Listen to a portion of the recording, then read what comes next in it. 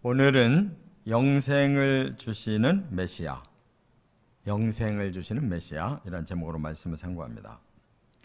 이제 오늘 말씀도 다윗의 시라고 그랬는데, 다윗은 자신의 체험을 가지고도 하나님의 그 영적인 그 원리를 잘 표현하는 사람인데, 더구나 지금 이 메시아에 대한 예언을 모아서 지금 이렇게 우리가 순서대로 말씀을 상고하는데, 다윗은 체험만이 아니라 계시를 받은 사람입니다. 그렇기 때문에 그 단어 하나하나가 굉장히 사실은 광범위한 단어를 쓰고 있어요. 그래서 우리가 다윗의 이 시 속에는 자기 체험만의 문제가 아니구나, 이것은 그것이 바탕이 되어 있지만 하나님이 주신 계시의 말씀이기 때문에 이것이 아주 광범위한 그런 단어를 사용하면서 메시아에 대한 예언의 말씀을 지금 하고 있구나라는 것을 알 수가 있어요. 그리고 또 다윗은 성경에도 능한 사람입니다. 그렇기 때문에 이미 그 구약의 모세 오경과 또 선지자들의 말에 대해서 아주 깊은 통찰력을 가진 사람이에요. 그래서 다윗의 이 시를 읽어보면 굉장히 체계적이고 또 종합적이에요. 그래서 우리는 오늘은 메시아가 영생을 주신다는 이 영생의 주제를 맞추고 있어요. 그래서 곳곳에 계속 생명이라는 단어가 나오고 구원이라는 단어가 나오고 하나님의 보호하신다는 단어가 이 14절에 아주 꽉 차 있어요. 우리가 제가 지금 서론에 이렇게 말씀드리는 이것을 이제 밑바탕으로 해서 그런 관점에서 이렇게 성경을 보시면 이 말씀이 메시아의 영생 사역이라는 걸 알 수 있어요. 이 마지막 이제 완성의 세계까지 메시아가 이루신다는 것을 말씀하신 겁니다. 자, 세 가지의 과정으로 영생을 이루십니다. 첫째는 1절부터 3절에 보면 생명의 언약을 주신다 하는 거예요. 생명의 언약. 그럼 어디 언약이 있느냐? 여기 보니까 1절에 그랬어요. 여호와는 나의 빛이요 나의 구원이시니 내가 누구를 두려워하리요? 여호와는 내 생명의 능력이시니 내가 누구를 무서워하리요? 요 말씀을 잘 푸른 곳이 어디냐? 요한복음에 태초에 말씀이 계셨고 그 말씀이 하나님이신데 하나님께서 독생자로 이 땅에 생명의 빛을 보내주셨다. 그 참빛, 그분이 참 아들이시다. 그를 영접하면 구원받고 그를 거부하면 심판이 이른다. 너무나 명확하게 풀고 있잖아요. 그래서 여호와는 나의 빛이다. 이 빛이 뭐예요? 어둠을 몰아내는 것이 빛이고 죽음을 몰아내는 것이 생명이라는 거예요. 그래서 여호와는 나의 빛이고 구원이시고 내 생명의 능력이시라 그랬어요. 그러므로 이것은 우리에게 주신 영생에 대한, 생명에 대한 언약인 것을 깨달으시 바랍니다. 예수님이 오셔서 바로 그 생명의 빛의 사역을 하셨기 때문에 우리에게 복음이라는 이 생명의 언약이 주어진 거예요. 사탄의 어둠의 세계에서 바로 생명의 빛을 비춰 우리를 구원시킨 것이다, 그 말이에요. 그래서 요한복음 1장 4절에 보면 태초에 계신 그 말씀, 그분이 하나님이신데 그분 안에 생명이 있고 이것이 사람들에게 비춰진 생명의 빛이고, 이렇게 말씀했잖아요. 또 요한복음 3장 16절에 보면 하나님이 세상을 일처럼 사랑하셔서 독생자를 주셨는데 그 독생자를 받아들이기만 하면 멸망치 않고 영생을 얻는다 그랬고, 바로 17절에 보면 세상이 그 빛에 의해 구원을 받는다, 이렇게 설명했어요. 그러니까 너무나도 이 생명의 언약을 빛으로 이렇게 예언하셨다는 거 우리가 깨닫게 됩니다. 그러면 이 빛을 받은 사람은 어떻게 되느냐? 2절에 보니까 악인들이 내 살을 먹으려 하지만 그 원수가 오히려 실족하고 넘어졌습니다. 그래서요. 이 땅이 사탄이 지배하는 세상인데 예수님의 생명의 빛이 들어와서 그 생명을 얻고 구원을 받으니까 그들이 우리의 살을 먹으려고 우리를 죽이려고 할지라도 결국 넘어지는 자는 우리가 아니고 원수가 넘어지더라. 이게 생명의 언약 때문인 줄 믿습니다. 3절에도 그들은 군대며 그들이 우리를 대적하고 진칠 것이나 전혀 두렵지 않고 오히려 태연해진다. 이렇게 말씀했어요.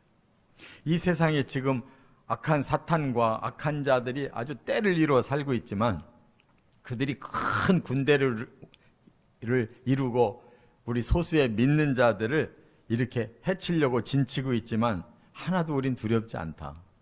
왜냐하면 생명의 언약이 우리 안에 있기 때문에 결코 그들이 우리를 죽이지 못한다. 오히려 마음이 태연하다. 이 말은 안심이 되고 편안하다. 그 말이에요. 이게 그리스도인의 언약받은 그 믿음인 줄 깨달으시기 바랍니다. 두 번째, 4절부터 6절로 넘어가면 생명의 체험을 주신다 하는 거예요. 영생을 얻기 전에 이 땅에서 그 생명 체험을 하면서 산다는 거예요. 그래서 4절에 이렇게 말합니다. 내가 여호와께 바라는 한 가지, 말하자면 소원이 있다는 거예요. 내 평생 여호와의 집에 살면서 여호와의 아름다움을 바라보며 그의 성전에서 사모하는 그것이라. 다윗은 가깝게는 성전을 짓고 싶어 했지만 평생 못 졌어요. 그것에 대한 소원이 가득했지만 이것은 궁극적으로 하나님 나라에 대한 소원이에요. 내 평생 여호와의 집에 살면서 그랬어요. 그러니까 뭐 성전 그가 말년에 성전 지으려고 했지만 그 성전 짓는 것만이 아니라 그는 영적인 하나님의 나라를 바라보고 있는 사람이에요. 많은 계시를 받았어요. 그래서 그 하나님의 집에 내가 거주하면서 그 하나님의 아름다움을 나는 늘 보면서 그 성전에서 사는 것이 내 유일한 소망이다. 그랬어요. 이것이 예수 믿는 사람에게 그 마음에 임한 천국인 줄 믿으시 바랍니다. 그 마음과 그 삶에 임하는 우리의 신앙생활인 줄 깨달으시 바랍니다. 몸은 이 땅에 있어도 우리 마음은 항상 하나님의 집에 그 하나님의 아름다우심을 소망하며 사는 것이 이게 생명 체험이에요. 자, 그런 사람은 어떤 능력이 있느냐? 여기 5절에 여호와께서 환난 날에 나를 그의 초막 속에 비밀히 지키시고 그의 장막 은밀한 곳에 나를 숨기시고 높은 바위 위에 두시리로다. 그랬어요. 이 땅의 삶은 우리들에게는 환난이에요. 왜냐하면 악이 득세하고 그 악과 타협하지 아니하고 악한 사탄의 때로는 환난으로 때로는 유혹으로 우리를 넘어뜨리려고 할지라도 거기에 우리가 넘어지지 않도록 하나님은 초막 속에 비밀히 지켜주시고 그 장막 은밀한 곳에 우리를 숨겨주시기도 하고 우리를 때로는 높은 바위 위에 두셔서 악과 대항해서 이기게 하신다. 그 말이에요. 이게 신앙생활이에요. 할렐루야. 우리가 예수 믿고 나서 이 땅에서 뭐 이복 저복 다 받아가지고 이 땅에서 번성하고 잘 되는 게 그 그리스도인의 삶이 아니에요. 그건 구약에서 상징적으로 표현해 준 거고 실제로 그리스도인은 이 땅에서 영적 전쟁을 하고 사는 거예요. 사실은 환난이에요. 그러나 그 환난 속에서 초막 속에 비밀이 지켜주시고 장막 은밀한 곳에 나를 숨겨주시고 때로는 높은 바위 위에 세워주시는 그 하나님의 생명 있는 체험, 이것이 우리들을 얼마든지 이겨내게 한다는 거예요. 이게 그리스도인의 영적 전쟁이며 그 속에서 우리는 날마다 하나님 나라를 체험하며 살게 될 줄 믿습니다. 6절에는 내 머리가 나를 둘러싼 내 원수 위에 들리리니. 이 말은 뭐예요? 원수들이 아무리 둘러싸도 내 머리가 그 위에 올라간다는 거예요. 그들을 다 내려다볼 수 있다는 거예요. 그게 뭐예요? 우리는 영적으로 이미 승리한 자들이에요. 그렇기 때문에 하나님의 장막에 간다면 나는 즐거운 제사와 노래와 찬송만을 부를 것이다. 이미 이 땅에서부터 이겼기 때문에 이제 하나님의 장막에 들어가는 날 나는 즐거운 제사와 노래와 찬양만 남았다. 이런 확신을 가지고 생명을 날마다 체험하며 사시기 바랍니다. 그러면 이제 세 번째 궁극적으로 7절부터 14절에 생명의 완성을 주신다는 거예요. 이 생명은 그야말로 완성이 돼서 우리가 누리게 되는 그 때가 온다는 겁니다. 여기 보니까 7절에 그 마지막 환난 때 우리가 어떻게 그 나라의 완성을 거둬야 될 것인가를 이렇게 말씀했어요. 7절에 부르짖으면 들으시고 긍휼로 응답하신다. 8절에 하나님 얼굴을 찾아라. 찾는 자는 9절에 구원의 하나님을 부르고 10절에는 구원의 하나님을 확신하고 11절에는 주의 도로 원수의 방해에서도 하나님이 인도하신다는 걸 체험한다 그랬어요. 근데 여기 보니까 10절에 이런 말씀이 다 있어요. 부모는 나를 버려도 하나님은 나를 영접하신다. 이게 굉장히 좀 가슴 아픈 느낌이 들죠. 부모가 나를 버린다. 궁극적으로 이 땅에서 나를 구원할 자는 단 하나도 없다는 거예요. 나를 낳아서 길러주신 부모도 나를 책임질 수 없는 그때에 책임질 분은 하나님이시다. 마지막 우리를 영접할 분은 하나님이시다. 할렐루야. 그렇기 때문에 그 하나님께 이제 나의 모든 걸 다 걸고 마지막 기도를 하는 거예요. 그리고 하나님께 나를 맡기는 거예요. 그러면 이제 12절부터 구체적인 영생을 우리에게 주시는데 내 생명을 대적에게서 빼내신다는 거예요. 대적, 우리의 원수는 마지막 우리 생명을 끌고 같이 지옥 들어가려고 하는 그 순간에 내 대적에서 내 생명을 빼내주시고 그 다음에 그 생명을 13절에 보면 산자들의 땅에서 하나님의 선하심을 볼 것을 확신한다 그랬어요. 그 생명이 어떻게 완성되느냐 하면 산자들의 땅에서 산다는 거예요.